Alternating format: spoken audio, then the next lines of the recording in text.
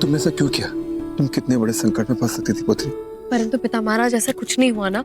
मैं सुरक्षित आपके सामने खड़ी हूँ। उल्टा मेरे वहां जाने की वजह से मुझे कुछ गोपनीय बातें ज्ञात हुई। कैसी बात है? यही कि वो चंद्र दोबारा विवाह कर रहा है किसी राजनीतिक लाभ के लिए। किससे विवाह कर रहा है चंद्र? ये तो मैं भी जानना चाहती हूँ कि वो किससे विवाह कर रहा है और किस राजनीतिक लाभ के लिए। जो भी हो, वो 2 बार हमसे हार चुका है और इस बार भी हमसे हारेगा ही। नहीं महाराज, इतना सरल नहीं है जितना आप समझ रहे हैं। मुझे लगता है कि हमें इस बार युद्ध की रणनीति बदलनी होगी। न जाने क्यों मुझे ऐसा अनुभव हो रहा है कि ये युद्ध कुछ और ही होने वाला है।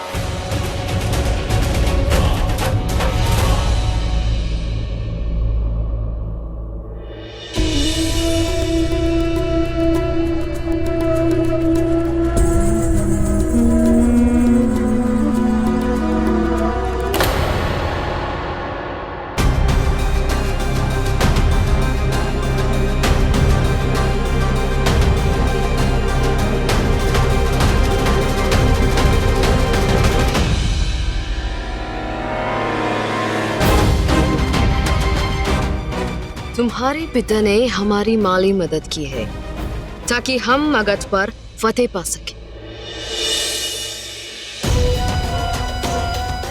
पर इस बात का गलत फायदा उठाने के बारे में सोचना भी मत, क्योंकि चंद्र पर केवल मेरा हक है।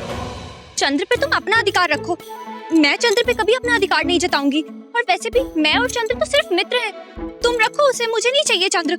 अच्छा है, और अगर आगे भी ऐसा ही रहा तो हमारे बीच कोई मुश्किल नहीं होगी।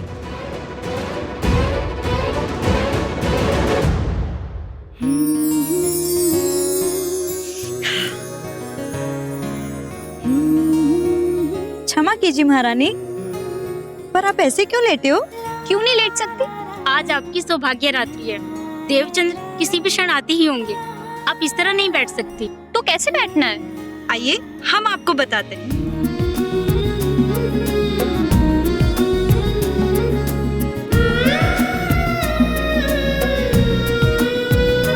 अरे पर बताओ ऐसे बैठना क्यों है?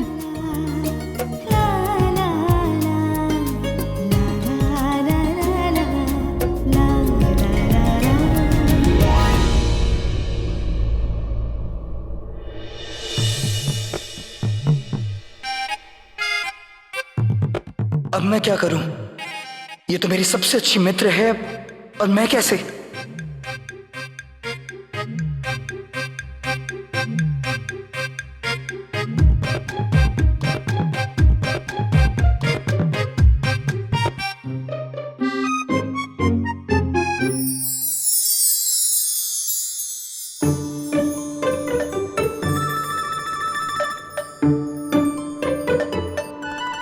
ये तो इस भांति घूंघट ओढ़े क्यों बैठी है? मुझे कहा गया है कि पति के सामने पहली रात को ऐसे ही बैठना है।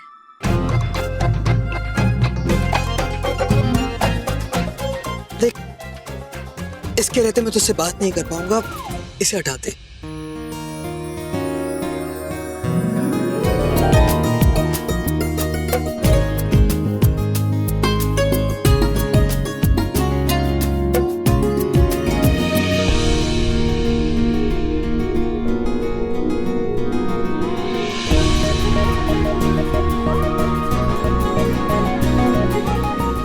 ये लीजिए आपका दूध। ये तो बार बार मुझे आप क्यों कह रही है? मुझे कहा गया है कि अब तुम पति हो गए हो ना, तो अब से मुझे तुम्हें आप कह के ही बुलाना होगा। अच्छा, दूध लीजिए ना।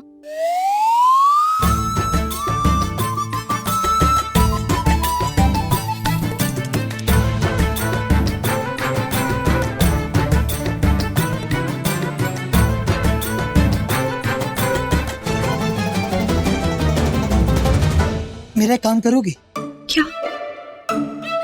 तू सोचा, मैं चलता। ठीक है, जैसा आप कहे। आप पति हैं ना, तो आपकी बात मानना मेरा धर्म है।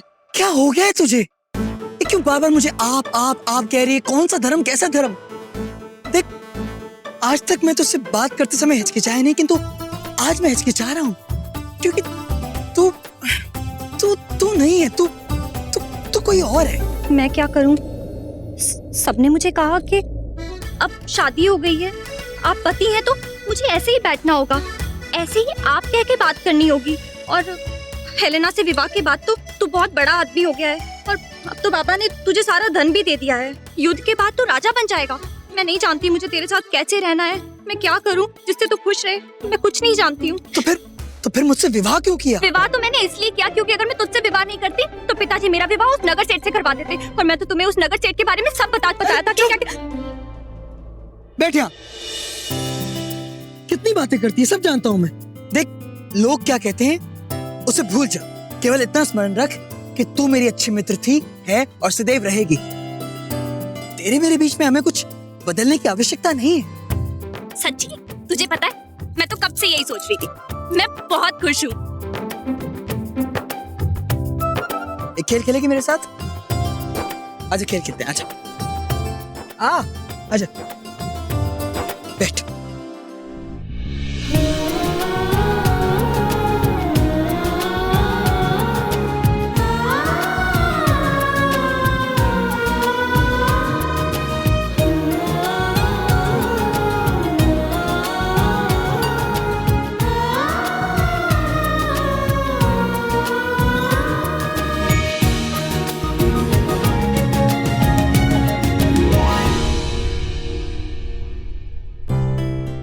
सोचा मैं चलता हूं।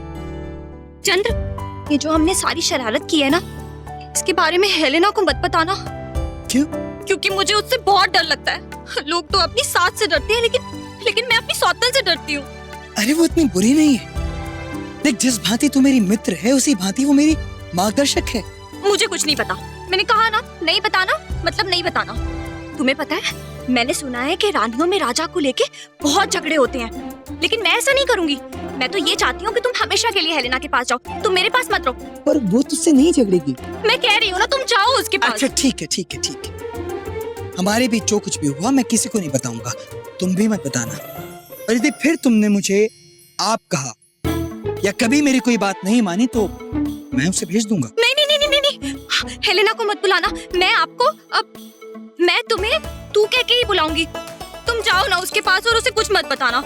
ये अच्छा है, पत्नी आपस में ही समझौता करके चले, एक दूसरे को समझाएं तो बेचारे पति की समस्या ही समाप्त। हाँ, सो जाओ। ठीक है।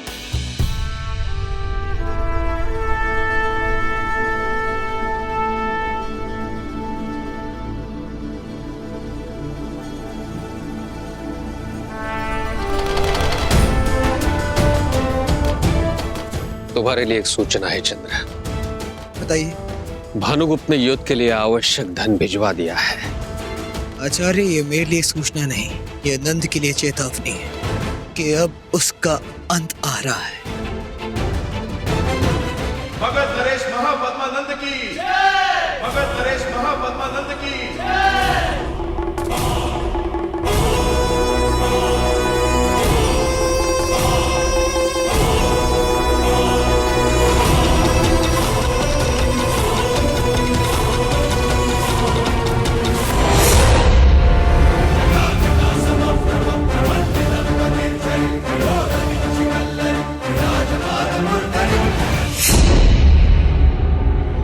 भगत नरेश महापद्मानंद की जय।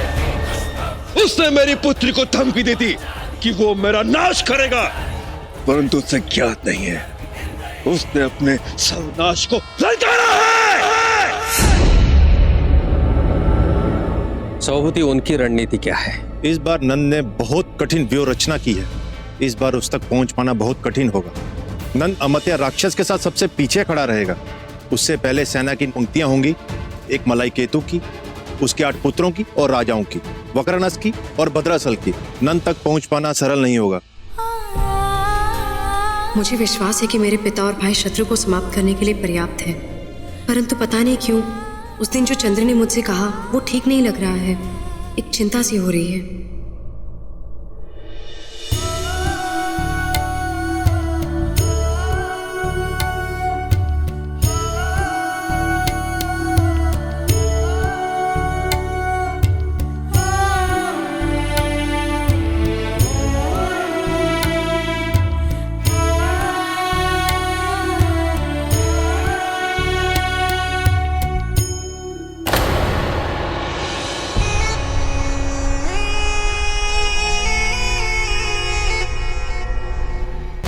मैं अभी आई।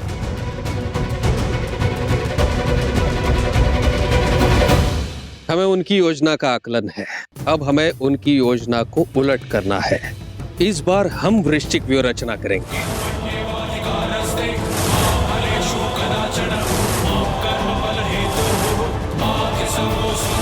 आचार्य, महाराज भानुगुप्त आपसे मिलना चाहते हैं। भेज दीजिए उन्हें।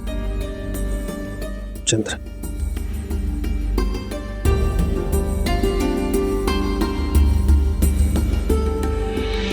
आचार्य ये पीपली वन के मुखिया हैं। जैसे ही मैंने इन्हें बताया कि सूर्यगुप्त का पुत्र जीवित है तो ये हमारी सहायता करने के लिए चले आए।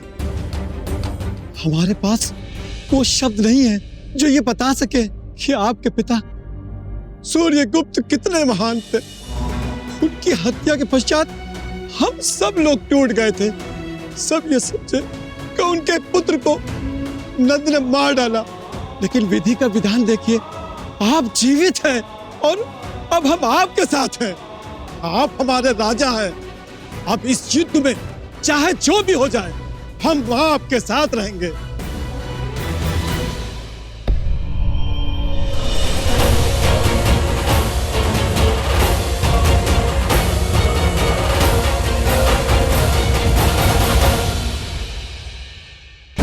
कुमारी नंदिनी ने ये सामान रथ में रखवाने के लिए कहा है।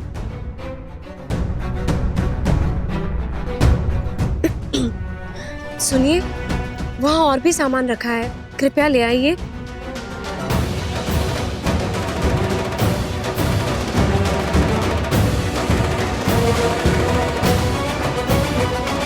ये युद्ध उस बहरूपे का अंतिम युद्ध होगा। आज मैं उसका अंत करूंगा सदा के लिए। मगध नरेश पद्मानंद की, मगध नरेश पद्मानंद की। चलो।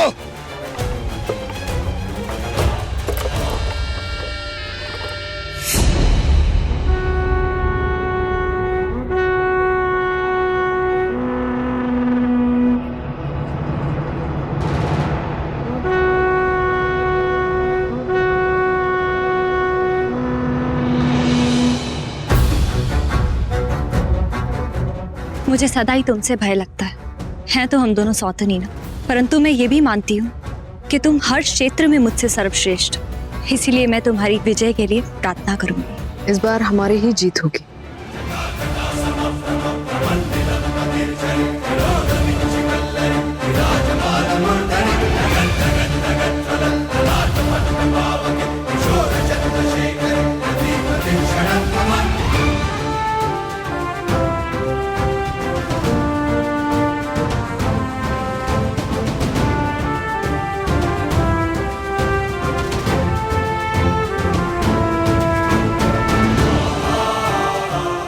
मेरे लौटने की प्रतीक्षा करना, और मैं तुम्हें वचन देता हूं कि इस बार जब मैं लौटूंगा तो केवल चंद्र रहकर नहीं, बल्कि सम्राट चंद्रगुप्त मौर्य बनकर। अपना ध्यान रखना।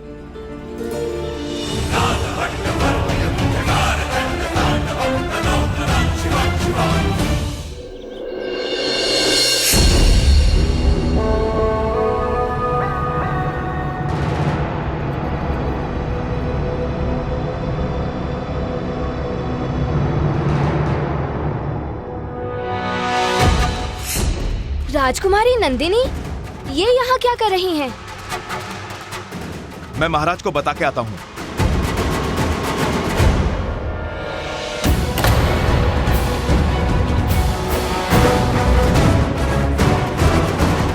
महाराज की जय हो। राजकुमारी नंदिनी बैलगाड़ी में छुपकर यहाँ आई हैं। कहाँ है?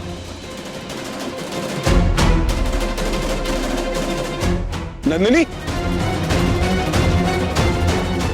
नंदिनी तुम यहाँ क्या कर रहे हो? नंदिनी, तुम भली बातें जानती हो, स्त्रियों का रणभूमि वाला निषेध है। मैं भी तुम्हारे राजमहल जाने का प्रबंध करता हूँ। पिता महाराज, मैं आपको छोड़कर कहीं नहीं जाऊंगी। नंदिनी, एक पिता अपने पिताजी अपने पुत्र को रणभूमि में युद्ध की अनुमति कभी नहीं दे सकता है। पिता महाराज, मैं जानती हूँ कि इस युद्ध में आपकी जीत निश्चित है, परंतु मैं बस आपके साथ रहना चाहती हूँ ताकि मेरी मन को शांति मिले। नहीं नंदिनी, किसी भी मूल्य पर नहीं। पिता महाराज, इस युद्ध के पश्चात मेरा विवाह हो जाएगा और विवाह के बाद मैं सदा के लिए आपसे दूर हो जाऊंगी। इसी कारण मैं कभी विवाह नहीं करना चाहती थी, क्योंकि मैं कभी आपसे दूर नहीं होना चाहती हूँ। परंतु केवल बस आपकी इच्छा का मान रखते हुए मैंने इसे स्वीकार किया। क्या आप मेरी एक इच्छा का मान नहीं रख सकते? मैंने आज से पूर्व आपसे कुछ नहीं मांगा पिता महाराज, परंतु आज मैं आपके कन्यादान के बदले इस युद्ध में आपके साथ रहने की अनुमति मांगती हूँ। ठीक है नंदिनी, मैं तुम्हें अपने साथ रहने की अनुमति देता हूँ, परंतु एक बात का स्मरण रहे, चाहे युद्ध में स्थिति कितनी भी विषम हो, तुम युद्ध भूमि में प्रवेश नहीं करोगी, नहीं करोगे। जी स्वीकार है।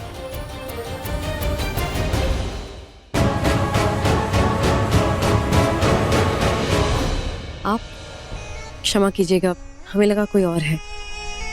आपकी यही बात तो हमें भाती है। आप हमेशा प्रहार करने के लिए तैयार रहती है, एक जंगली बिल्ली की तरह, और जंगली पशुओं को साधना में अच्छा लगता है। आप तो युद्ध में जाने वाले हैं ना? परंतु उसके पहले हम आपसे कुछ बात करना चाहते हैं। अच्छा हो आप हमसे मिल गए, अब एकांत में आराम से बात करेंगे। जी कहिए, आप क्या कहना चाहते हैं? आप जानती है ना, मेरे साथ इस युद्ध का भाग्य बदल सकता है, परंतु समस्या यह है कि संसार में हर चीज का मूल्य होता है। यदि मेरे कारण मगध ये युद्ध जीत गया तो क्या मूल्य चुकाएंगे आप? क्या चाहिए आपको, अश्व या धन? क्या लगता है आपको, हम ये युद्ध धन या अश्व के लिए लड़ रहे हैं? नहीं, मेरी जीत का मूल्य होंगी आप। हम जानते हैं आपने हमसे विवाह करने के लिए हाँ तो कह दिया है, पर मन से स्वीकार नहीं किया, और हम चाहते हैं हम आपके मन में रहे, आपके मस्तक में रहे। सुबह की शुरुआत हमसे हो, स्वप्न में हम आए। नंदिनी, यदि मगध ये युद्ध हमारे कारण तीसरी बार जीत गया तो क्या आप हमारी मांग पूरी करेंगे? हमें आप पूरी चाहिए, तन मन और धन से।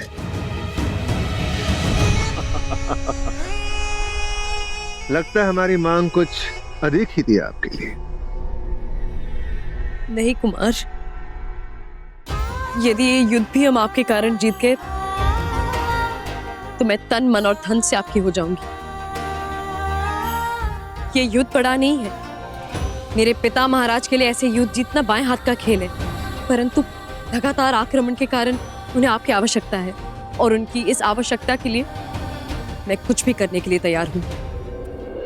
अद्भुत अद्भुत अद्भुत अद्भुत।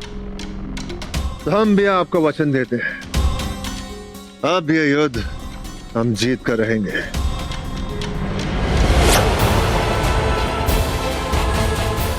पिता महाराज के लिए मैं कुछ भी करूंगी, मैं हर वो मूल्य चुकाऊंगी उनकी पुत्री होने के लिए।